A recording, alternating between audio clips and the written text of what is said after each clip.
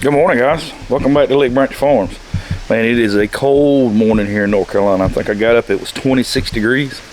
And I got a small lettuce order I got to get together this morning, so I figured I'd bring you guys in here in the high tunnel and kind of give you an idea of how big the hydroponic lettuce or the hydroponic greens have gotten in the last week since you guys were in here the last time.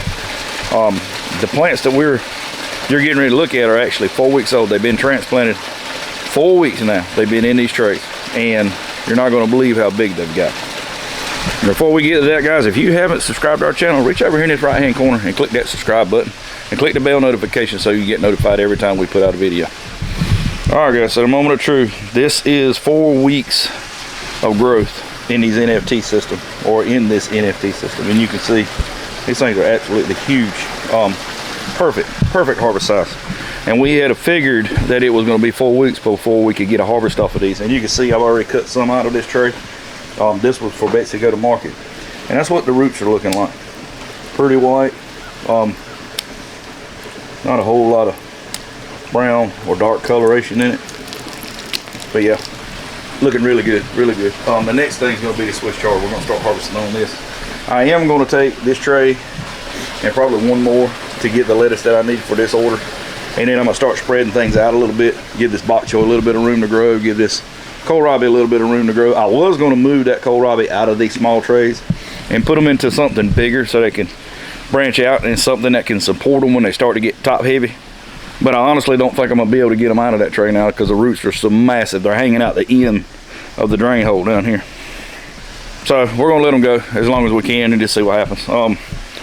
You know, one of two things are going to happen. They're going to get the side heavy or top heavy. They're going to tilt over and I'll have to brace it to hold it down, or you know, they're just keep going straight up and everything will be okay.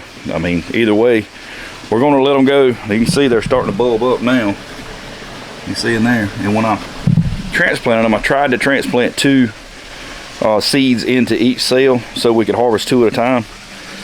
That's kind of, we normally sell them 3 at a time, but you know, we can bundle them up with whatever we need and sell it that way. I also want to give you guys an update on the tunnel that we've been working on, the second tunnel. We got a lot of work done over the last week or two, and we've actually got to the point now to where we can start closing it in.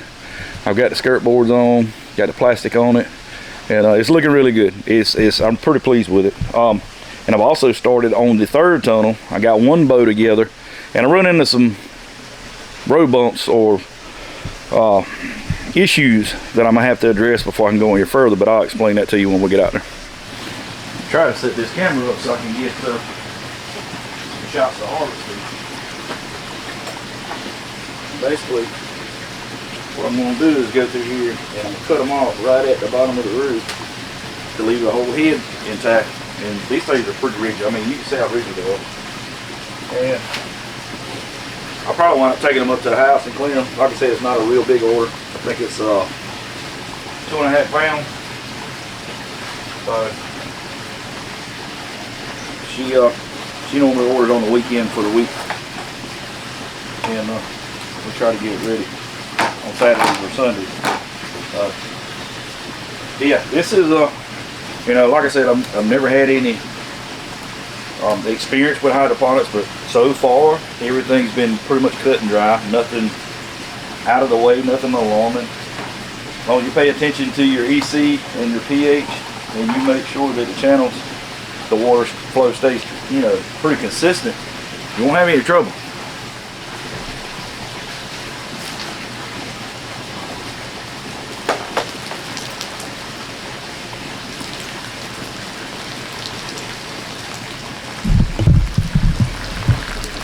How crisp and fresh and rigid these things look. Man, I mean, it's just, and Betsy's been taking some to market as whole heads, and that's the way we've been marketing it past few weeks, and it's selling really good. It's been a pretty good seller for us.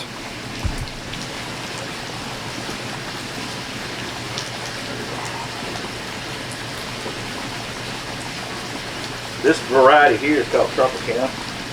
And we have a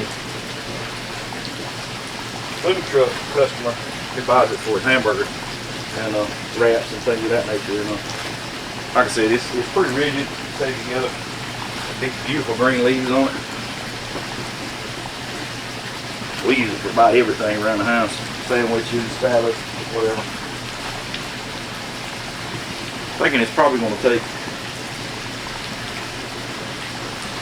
maybe one more tray. I don't know. I'm going to take this up there and clean it up and get it ready. See where we end up.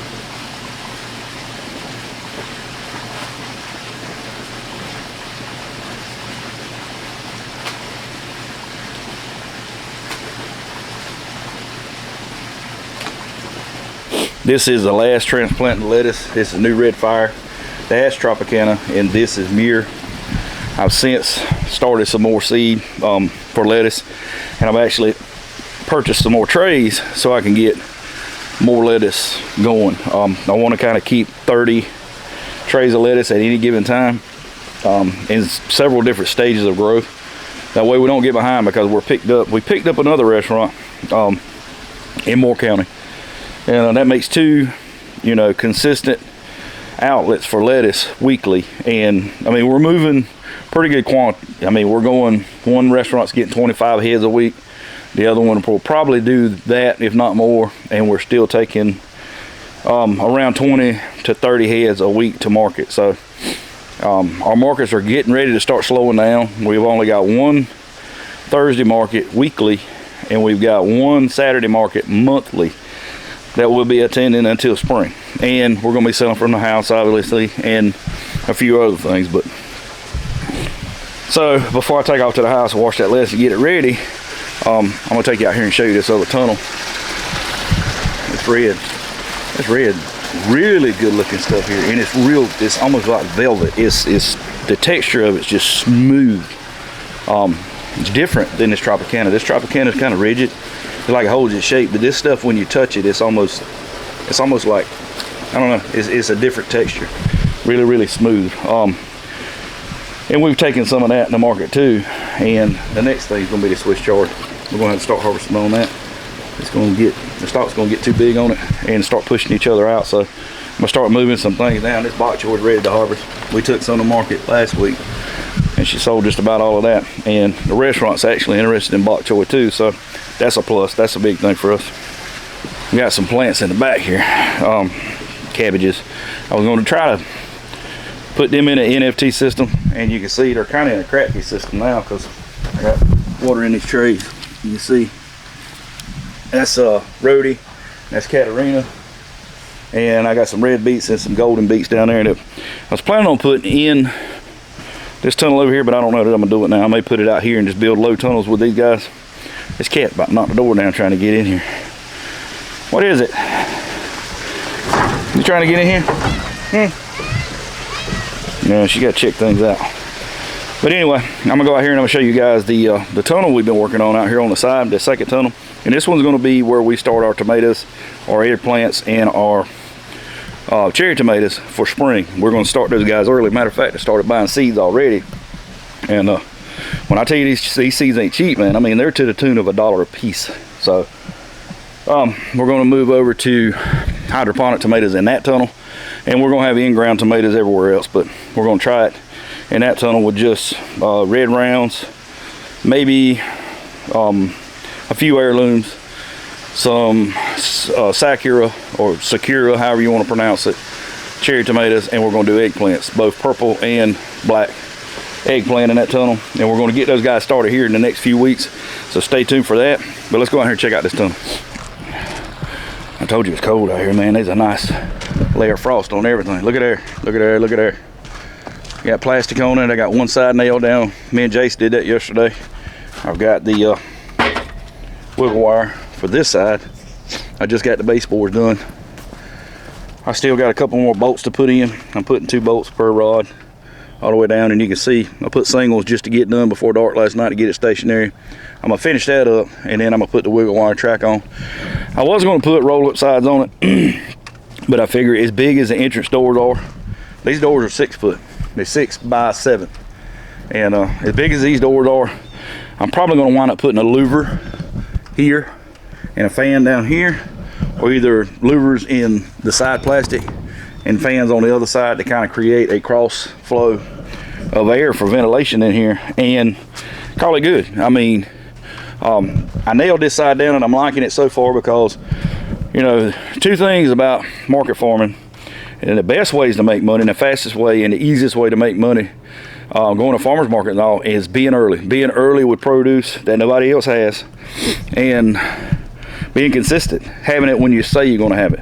And by that I mean, if you are early to market with tomatoes, or you early to market with cucumbers, peppers, whatever, and you're consistently have it every week, you know, you may have a run of about 2 months where you get to jump on the season everybody else, and 2 months you can make good money just off of vegetables that nobody else has right now. Because, you know, around here during June, into May, early June, people's got tomatoes. People's home gardens have tomatoes most times if we don't have a hard spring.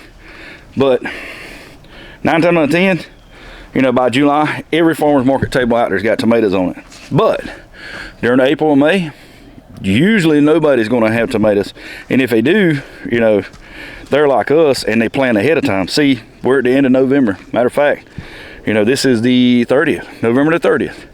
So we're fixing to go into December, and I have always religiously started my tomatoes, you know, Christmas Eve, Christmas Day, New Year's Day, somewhere around in there. But this year, it's going to be a lot earlier. We're going to be starting tomatoes here in the next week or two. And I'll do a whole nother video on that, because this will be my first experience with hydroponic tomatoes.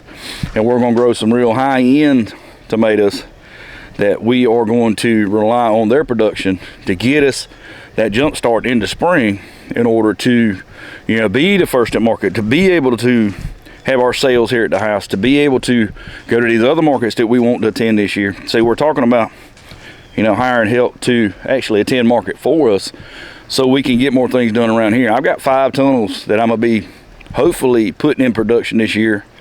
And, you know, somebody's got to work them tunnels. Somebody's got to be here putting stuff in and taking stuff out. I can't be here somewhere selling stuff all the time. Now, Betsy does a great job of that. But, you know, behind the scenes, things got to happen in order to keep this train moving. And just don't, you can't walk off from it and expect it to do it itself. We're automating it as much as we can to make sure that, you know, we can walk off from it, but that's not necessarily meaning it's going to get planted, it's going to get harvested. So, you know, there's a lot of stuff that's going to go into getting this thing streamlined to where going into 2025, we hopefully will be 10 times better off than we have been so far. And I'm looking forward to spring, because I think you're going to see some things pumped out of this farm that you never thought 2 people could possibly do. So yeah, I kind of want to give you guys a heads up where we were at with, you know, the lettuce, the hydroponic side of this thing. You can see we got a big old basket here. I got to carry up here and wash and get it ready for this lady's order. And, you know, we got a market coming Thursday that we'll be taking some of this lettuce with us, and we've got 2 restaurant sales this week that we've also got to get lettuce ready for. And I still got some in-ground lettuce, and some of this has been selling. It's just now getting to the point where it's making good size heads, so we'll be moving a lot of that and getting it out of here. Because remember, we're going to replicate what we're doing here on this side, and one single aisle all the way down the middle. We're going to put racks down through here, but I don't know that I'm going to use the Crop King channel yet. I'm really not sure, because I want to be able to do cabbage, beets, turnip greens, real heavy, robust plants. I want to do those on this side, and I don't know that these channels are going to do that. I mean, I know I can get a wider channel. I can get a 4 3/4 inch channel, and that may be what I have to do. So, you know, I want to keep it consistent. These channels are great. These are the 3 3/4 inch channels, and they do great for lettuce and stuff like that. But, you know, like these kohlrabi, once they get so big, they're going to start wanting to do this. Then we're going to want to pull that tray over, and I'm thinking a wider platform or a wider footprint is going to help with that, to keep that from being an issue. So most of our in-ground stuff is just about done. We still got some collards that we'll have to the end of the year, and we got some broccoli and turnips and things of that nature that we're still harvesting on. But most of the in-ground garden is done. Cabbage and kohlrabi over here will be done here in the next 2 weeks, but we've got to get our in-ground cabbage, our in-ground cauliflower and broccoli and all that good stuff started to be able to be ready to go out in the field in February of next year. So we'll probably wind up starting those mid-December or so, and leaving them in a tunnel, in one of these heated tunnels, you know, to kind of nurture them along a little bit until they're ready to transplant out. Normally late February we can do cabbages and broccolis and things of that nature, and be okay as long as it's a good sized transplant. So 6-8 weeks in a tray, we should be able to transplant out in late February here. But we got to get those seeds started also, along with our tomatoes and along with our eggplants and things of that nature to transplant into this tunnel. So stay tuned for those videos. And like I said earlier, guys, if you haven't subscribed to our channel, reach over here in this right hand corner and click that subscribe button. As always, guys, me and Betsy appreciate you stopping by. We thank you for watching, and we'll see you on the next one.